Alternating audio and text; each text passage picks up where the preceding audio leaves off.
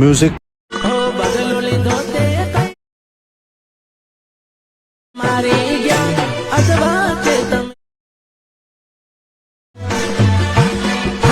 क्या बात है सर, क्या बात है सर, क्या बात है ये बात। जय माताजी मित्रों, स्वागत है આજના એક નવા વિડીયો એડિટિંગની અંદર।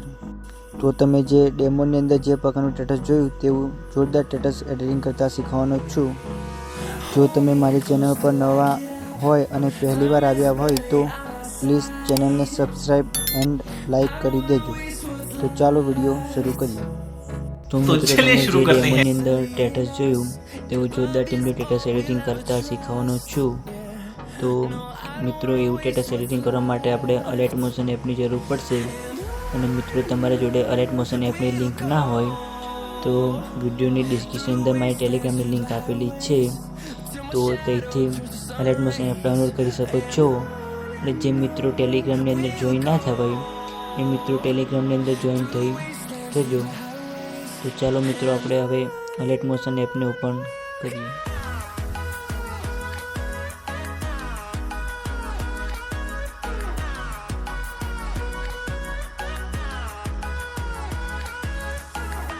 अलर्ट मोशन एप ओपन કર્યા બાદ મિત્રો તમને આ પ્રકારનું ઇન્ટરફેસ જોવા મળશે।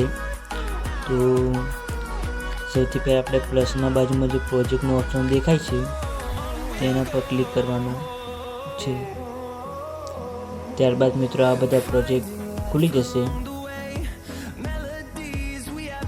તો સૌથી પહેલાં જે પહેલા નંબરનો પ્રોજેક્ટ દેખાય છે તેના પર ક્લિક કરવાનું છે। ત્યારબાદ મિત્રો આપણે પ્રોજેક્ટ ઓપન થઈ જશે અને મિત્રો હું તમને જણાવી દઉં કે વિડીયોની અંદર જે મટીરિયલ યુઝ થશે તે વિડીયોની ડિસ્ક્રિપ્શન અંદર મળી જશે। અને મિત્રો ફૂડ પ્રોજેક્ટની અંદર પાસવર્ડ રાખેલો છે, તો વિડીયોની એન્ડ તક પૂરો જોજો।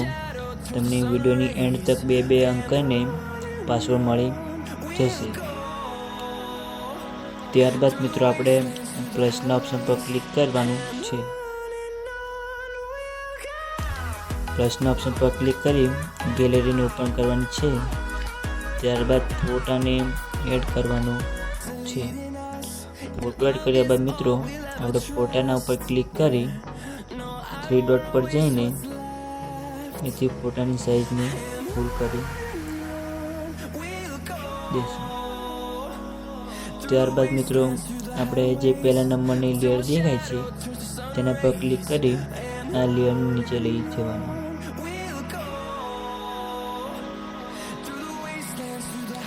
અને મિત્રો હજુ સુધી વિડીયોને લાઈક એન્ડ ચેનલને સબસ્ક્રાઈબ ના કરી હોય તો પ્લીઝ મિત્રો વિડીયોને લાઈક એન્ડ ચેનલને સબસ્ક્રાઈબ કરી દેજો।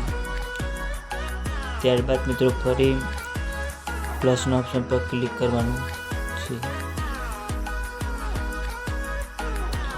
અને મિત્રો તમારી જોડે લોગો હોય તો લોગોને એડ કરી લેવાનું છે।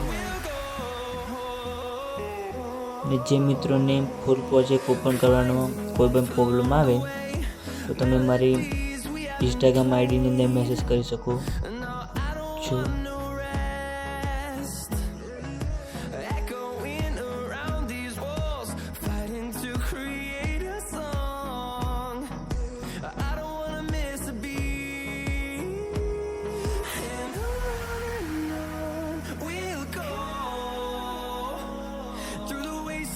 તો મિત્રો આપણે કમ્પ્લીટ વિડીયો એડિટિંગ થઈ ગયો છે।